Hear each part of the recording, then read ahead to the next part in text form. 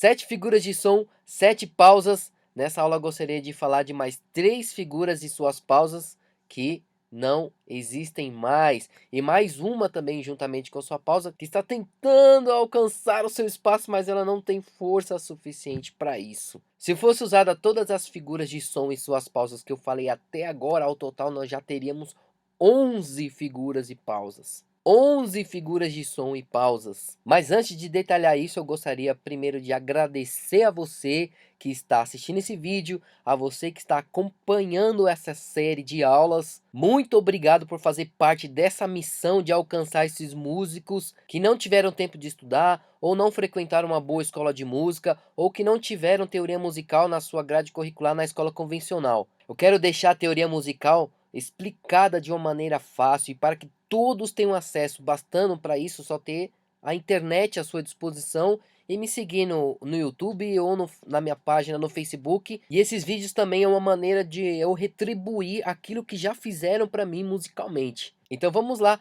a arte de se escrever sons em silêncio. O que se sabe hoje em dia é que os gregos já faziam isso com seu alfabeto. Obviamente alfabeto grego, eram só letras. Já lá pelo século IV já tinham mais de 1.600 sinais de se escrever sons e silêncios. Era letra, era forma de letra, era vários tipos de símbolo, era ponto na letra, era letra no ponto, era letra inclinada, era letra do lado, era letra... Meu... E como se não bastasse tudo isso ainda tinha um jeito certo de escrever para instrumento e um jeito certo para escrever para voz. Aí veio Boécio, filósofo, século VI. Ufa! Aí ele resumiu essa loucura e deu um jeito de usar apenas 15 letras do alfabeto grego-latino. Aí depois disso vem um jeitão de se escrever como que você vai fazer um movimento ascendente, como que faz um movimento descendente. E esse jeitão de se escrever fazendo símbolos que dessem essa impressão se chamava neumas. E isso agora era um escrito junto com as palavras. E ficava mais ou menos com esse jeitão aí, ó. Aí foi chegando no século XVIII, as neumas já eram um pouquinho quadradinhas, escritas numa certa pauta da época. As letras agora ficavam abaixo da pauta, para as neumas ficar aparecendo na pauta. E as músicas top 10 da época eram os cantos gregorianos. Então a escrita ficava mais ou menos assim, ó. Agora essas neumas, já com essas formas quadradinhas, elas foram assumindo uma postura rítmica, um significado rítmico. E uma dessas formas rítmicas se chamava longa, porque literalmente era uma nota longa. Então ela era mais ou menos isso aí, ó.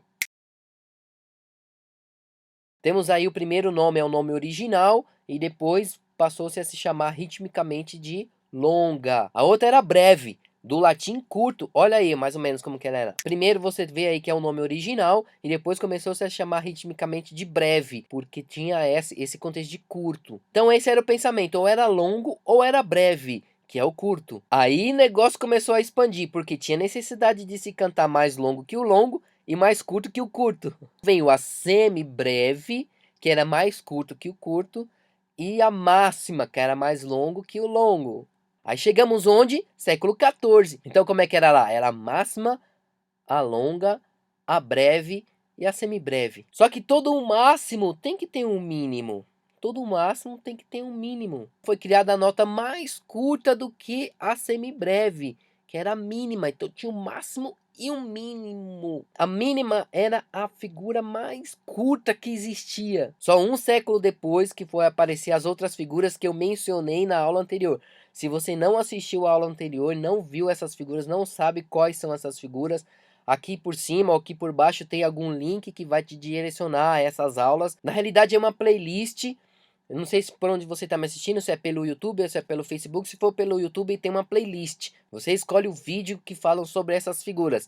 Se for pelo Facebook, é um vídeo anterior a esse. Se você estiver na minha fanpage, é só você voltar um vídeo anterior a esse aqui. Pronto, agora você já sabe como que foram surgindo as figuras que nós conhecemos hoje. E agora as 3 figuras que nós não usamos mais. Essas aí, ó.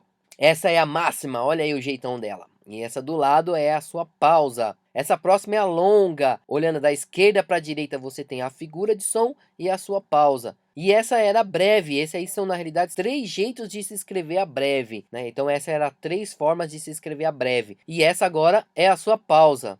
Essa era a sua pausa. Pronto, então já te apresentei as 3 figuras de som e suas pausas que não usamos mais. Só que elas foram o início de tudo.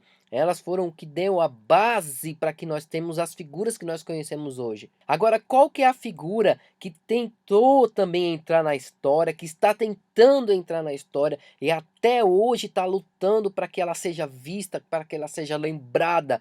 Qual é essa figura? É essa figura aí, ó. Essa é a que chamamos de quartifusa. Quartifusa, isso mesmo. Se você reparar bem, a quartifusa ela tem 5 colchetes, ou seja, o valor dela é menor do que a semifusa. Ela tem menos duração do que uma duração de uma semifusa. Tem menor duração do que a semifusa. E essa aí é a sua pausa, ó. Pode ver que ela também tem 5 raminhos aí também correspondendo à figura de som da quartifusa. E a quartifusa também é chamada de tremifusa. Agora, tremifusa, o porquê desse nome, para ser bem sincero para você, eu ainda estou pesquisando uma fonte confiável para poder descobrir o porquê desse nome, tremifusa. Se você souber alguma fonte confiável, coloca aqui embaixo que eu vou dar uma lida, vou dar uma pesquisada para também ter esse conhecimento, que ninguém é dono da verdade, ninguém sabe de tudo, né? Então eu estou buscando esse conhecimento também. Então, galera, é isso aí. Espero que você tenha curtido essa viagem no tempo. Se você curtiu, deixa o seu like, compartilhe, comente e eu te vejo na próxima aula. E lembre-se, sempre com muita música!